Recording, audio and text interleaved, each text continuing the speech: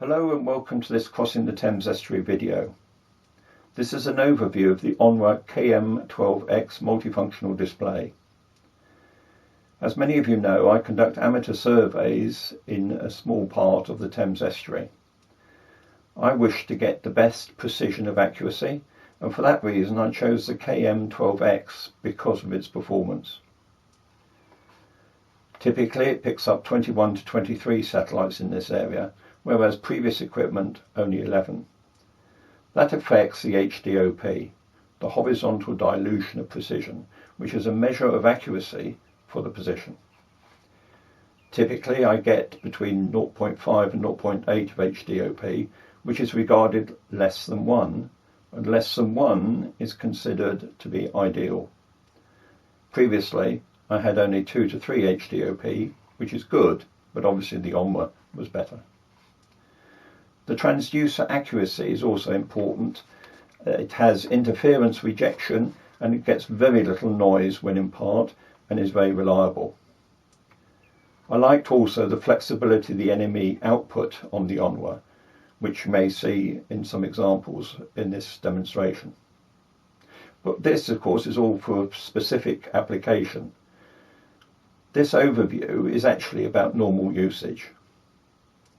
Some of you may know that I've had to give up sailing because of arthritis, so this demonstration is using the Onwa on a motorboat, but it is applicable equally to a sailing boat or to a fast or slow motorboat. It is waterproofed to Ipxc standards, which is protecting against high pressure water streams from any angle. Let's look at the KM12X. This turns on the machine, and while the machine is booting up, a word to tell you that the autofocus may need to settle down for a few seconds. 12-inch screen, all the controls on the right hand side. The booting up process will end up with a navigational warning. So while that's happening, I would tell you there are two important buttons. There's a mode button and a menu button at the top.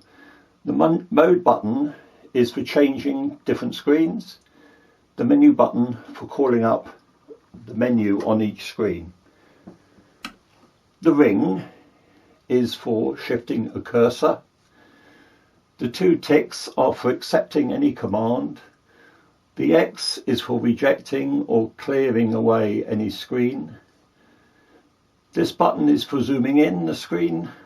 This is for screening out, zooming out. This is the FX function menu, and we'll see the detail of that shortly. Man overboard, obviously, and the on, off, and the brightness. At the bottom we have a little drawer that opens, and that is for fitting in an SD card for electronic chart or a firmware update. If this was a KM8 machine, the screen would look exactly the same, except this drawer would be on the right hand side here. So there we have the navigational warning. The machine has booted up. We accept that. It clears the screen. You can see immediately that we are seeing CMAP. You could, if you wish, you could have navionics, or you could opt for the built-in Onwa chart. But I would suggest that in this particular area, CMAP or navionics is the choice that you need to make. Note this is a demonstration of us on the boat on a swinging mooring in a short creek, and we're currently heading on the swinging mooring facing north, from which the wind is coming and the tide is ebbing. Let's go through the different screens. I press the mode button. It's highlighted as a plotter. Let's shift the highlighting to the compass and we accept that. You can see that the card is moving, only slightly. The boat is actually heading to the north. So this and the movement of the card tells us that this is set on heads up. If we wish, we can change that by going to the menu, and this is a very small menu in this particular screen. We could go to the view mode, which is saying that's heads up at the moment, and we could actually call that up. There's the choices. Let's go to north up, and that has actually changed. We clear the menu, and now the card is actually stationary, and with a bit of luck we'll see very slight movement in this very slight wind lying on the mooring. Maybe we'll see it move on further occasion. Note that we have some data fields down this side, the various categories, and those can all be changed, and they are changed by pressing menu, going to data field setup, and that has highlighted. Let us suggest that we move down to bearing, and we want to change that, shall we say, to heading. Accept that. Let's find heading, tick. We now have the heading immediately on there. I'll just revert that back to where we were, which was bearing, and we call that there. Note that these are vacant at the moment. That's simply because we're absolutely stationary. That's number one. Number two, because we haven't engaged any navigational objective. So we'll look at that though in a minute. I need to clear away the highlighting of that to get that out, and then let us next then go to the next screen. Wind. Now the wind, the firmware is built in, but it needs the extra of a transducer on the mast or above the wheelhouse. Note, we have an orange, and occasionally we see a blue hand just behind it. Orange is the true wind speed and direction. The blue is the apparent. Obviously we're stationary in a mooring, so these are very, very similar, and there will be no little change. Note we've got less than 4 knots of wind. Different data fields set up on this, so each screen can be defined as you require. It's showing the air pressure, vector mode good, true wind angle, true wind speed, apparent wind angle, apparent wind speed, speed over the ground, and course over the ground. Now, speed over the ground is saying 0.02. That's really the boat just jogging very slightly in the tideway on the swinging mooring. We're getting course over the ground because obviously we're not moving. Let us go to the next mode, navigation. Latitude and longitude, and a compass ticker tape. Now, this is quite different for the compass course, because actually what this is saying is this is for the course over the ground, because this screen is for aiming at a course over the ground, whereas the compass card that we saw before here, that was the course that we were steering at. So if we were steering the boat to a compass, we would use this screen. If we press mode and go to navigation, if we wanted to go over the course over the ground, we'd pick this screen, because this would be indicating the course over the ground. It's unfortunate that we are lying on to north so precisely while I'm showing that example, and also of course that we're stationary.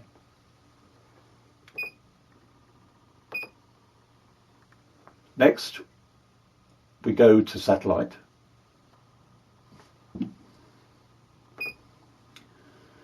This screen shows the performance of the satellites. It only shows the top 10 that is performing, and of those you can see that the majority are very strong. You can see the HDOP is 001 at the moment, and I said that typically we beat that, and so we could actually look and see if there is some evidence of this. If we press the satellite menu, you can actually access a lot of data there, but let's just pass that on to look at what data is actually being put out at the moment. There are a number of different screens of the NMEA in the back room here. This is number one input, so this is showing actually the satellite reception into the machine. We press again, we get to NME2 input, and that's including the wind transducer data. We press 3, we go to the channel 3 input, which is not used. And press again, we then get to the NMEA3 output. Now what we just need to wait for a moment for the GGA string. This is showing the data that is outputted from the Onwa.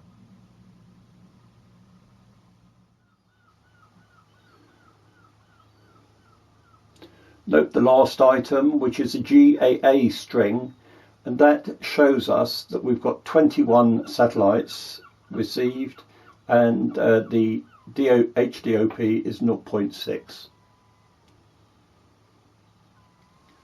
We cancel that out, and there is the performance of the satellite screen.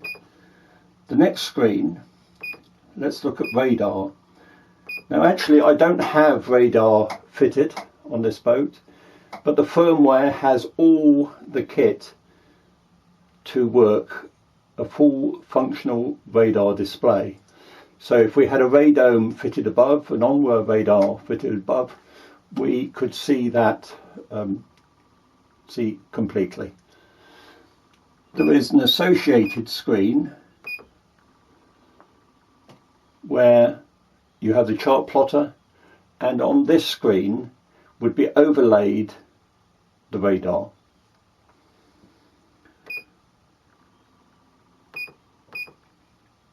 Next screen is now to depth or fish. It has a 50 and 200 dual frequency transducer.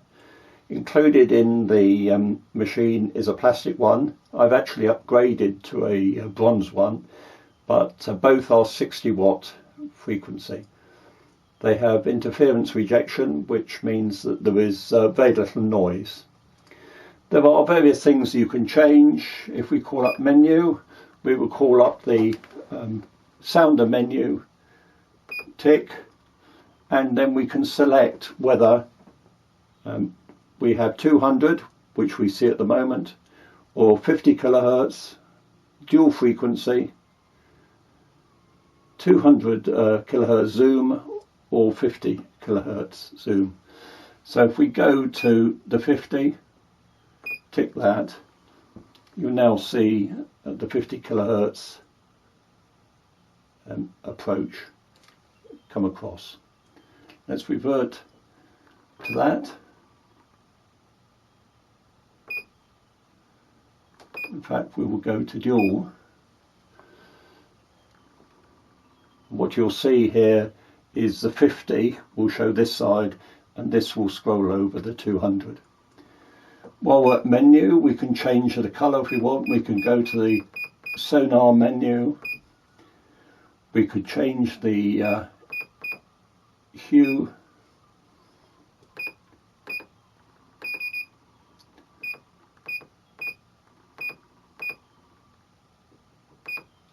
We can pick whatever colours we want. So let's look at the next screen. This is AIS. It's a radar display, and unfortunately we're only one in the reception area, which is 1, and the one that is being received is us. So we could call up the AIS detail list, and this will tell you that we're the only one in reception area at the moment. CDOG, that's us. If there are others, then they would be added on this list. And indeed, we would also be able to go straight to the chart plotter and we would see the AIS target the moment it's there. This red vacant area is for emergencies. If we had a CPA alarm, i.e. closest approach, this would automatically demonstrate the MZ number, the name of the boat, position, and how close and how quick we would approach for potential collision.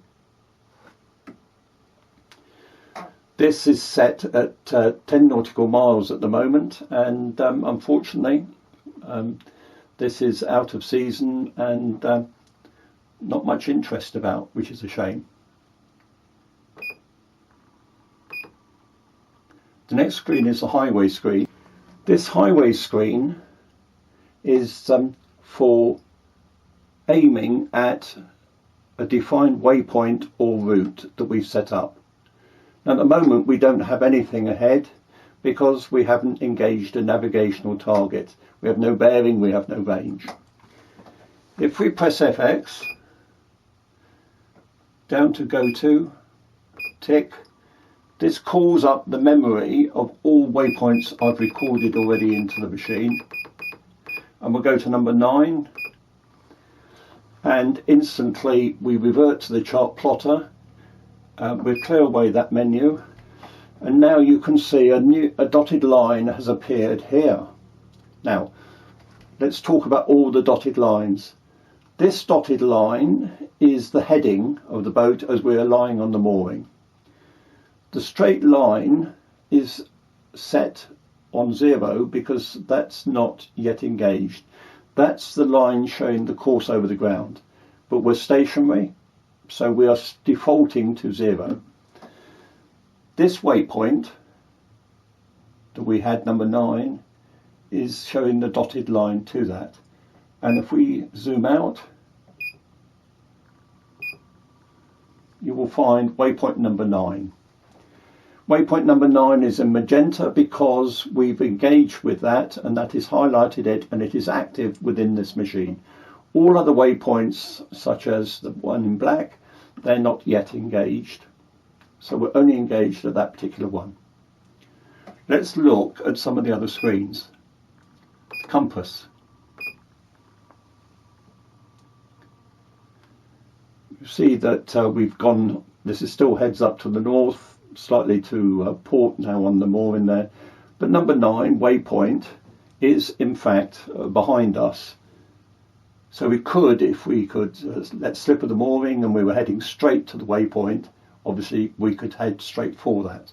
Or, you remember that I said that navigation talked about this being course over the ground target. We would want, if we were aiming for number 9 directly to it, over course over the ground, we would allow it to move over there. And as we go, the software will consider the tide effect on where the route as we go through to number 9. If we go back to the highway screen, you'll see number 9 is our target, and it's saying we've got no cross-track ever at the moment. Well, of course, because we're stationary. Notice that the bearing had come up and the range had come up. It is calling up a very minor 0.01 of a knot speed over the ground. That's just simply because we are jogging very, very slightly in the tide. And actually this has called up course over the ground 14 degrees, which again is more to do with satellite consideration rather than actually where we're going. The moment we start to move, instantly we would start to collect accurate data, and we would call up an ETA and a time to go.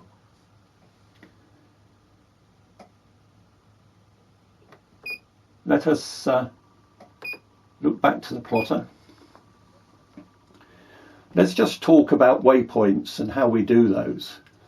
If we want a waypoint, register a waypoint, just simply, where we are there, press that. This will give us the chance to record a waypoint exactly where we are at the moment. Latitude and longitude is shown. All we would need to do is save it, and it would be numbered as number 60, or we could change that to a name. Now I'm going to quit that. There's another way of doing it. We're going to have a cursor. Notice the cursor has gone live, and let me just move the cursor. If I move that over land, just so you can see clearly where it is, this is our position for the cursor. All we need to do is press tick again, and now we could record our position on the cursor, could be recorded straight into the memory as a waypoint. Once again, I'm going to quit that, and I'm going to quit the cursor by going X. There's a third way of doing it, which is to call up this function menu. The first thing I'm going to do is I'm going to cancel the destination number 9 waypoint. And now we're going to go to waypoint, call up this. This is our index of cursors. If I go down, we'll highlight new, press tick, and we get the same similar box, except we now have to enter the latitude and longitude. So that is a different way of doing it. So we would highlight into that, and then we would enter in the numbers by using the cursors up and down. And again, we can change the name exactly as we require. Cancel that out. So there are 3 ways of actually doing that, either by the location of where we are at the moment, by using the cursor, by scrolling the cursor around the chart, or by going into the index and recording latitude and longitude. The final single screen to show, so press this mode, we go down to the gauges. This shows us the display for engine controls. Now to do this you have to engage the NMEA 2000 system, and you need to have sensors on the equipment of the engine to export the NMEA 2000 into this machine, and then this would become live. All of these are definable as you require in exactly the same way. 11 single screens, 5 split ones. Let's look at split screen. Now we've got the split screen, left and right. The orange round it shows it's highlighted, and we could actually change this if we like. This is actually heads up. If we wanted to, we could change that. Equally, if we want to change something here, we call up the highlighting of that just simply by pressing a short press of there. And what we can do is decide to go in, and we could call up a menu on this. So we can alter this while this is highlighted. If we wanted to change that here, we'd call up menu. Let us say we want to go to heads up. What we would go down to view mode, tick, heads up, tick, and we would have a different display. Now actually you might want to match this as north up and that north up. It's entirely permissible to do anything you like. We could go to the horizontal split. This is using depth and chart plotter. We could go to chart plotter, depth and AIS, or any of these choices. 2 on the left, 1 on the right.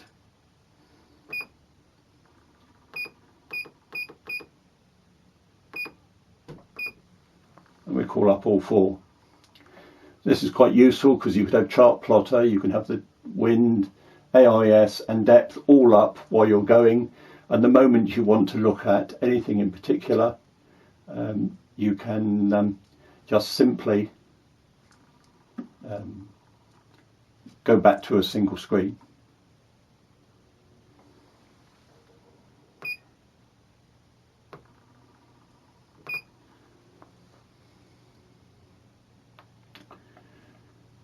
Each of these can be changed.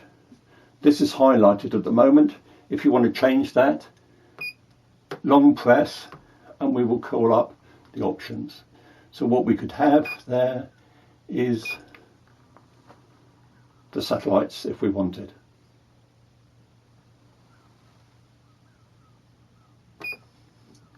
Let's go back to the chart plotter, and a quick word about menus.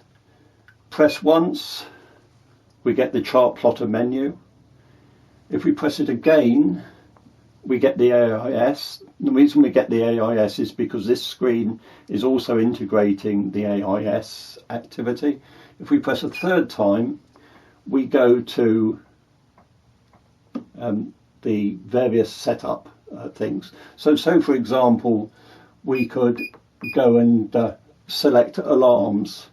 So if we wanted an anchor alarm, in case the anchor dragged, we could go into there and call up this anchor, arrival, cross-track ever, speed and so on. All those things could be changed.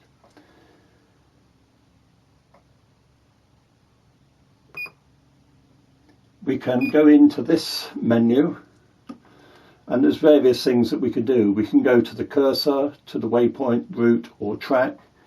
We can, for example, go and have a look at the tide table. So if we look at this, you actually see that we are pretty much, and indeed I'm looking at the time, that's pretty much spot on, close to low water here. And we may, with a bit of luck, start swinging as the flood tide starts to go.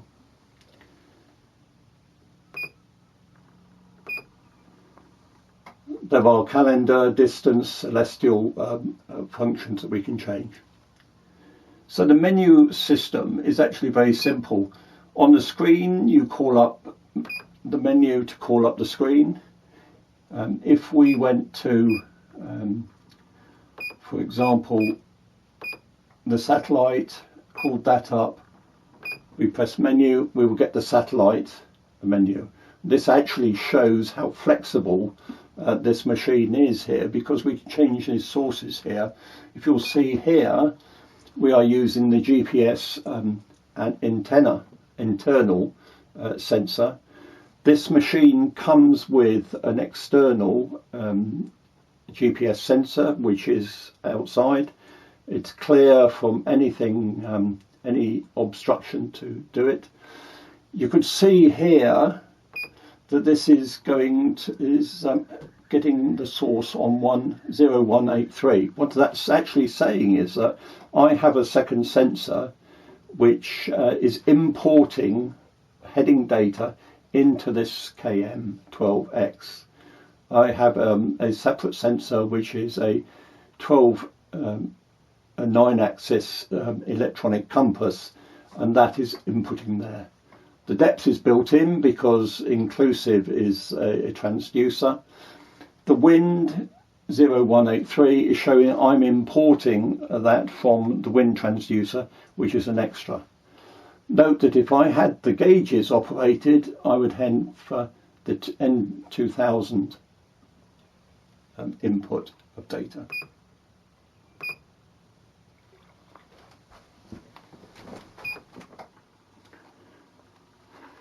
Let me just overview what is included.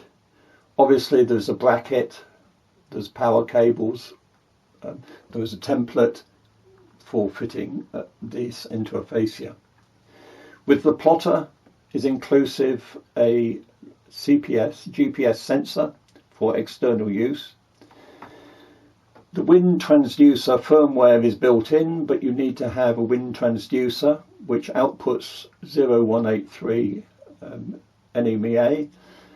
I use the KW360 Mini because there's no moving parts and I find it very reliable.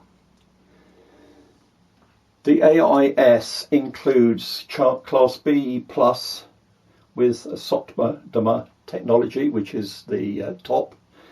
But you need to get an AIS antenna or a splitter using a VHF if you wanted to use it.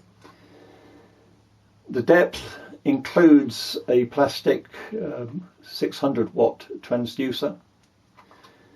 The radar needs a radome, an Onwa radome, and you need a network for a 2000 NME input using equipment recording details from the engine.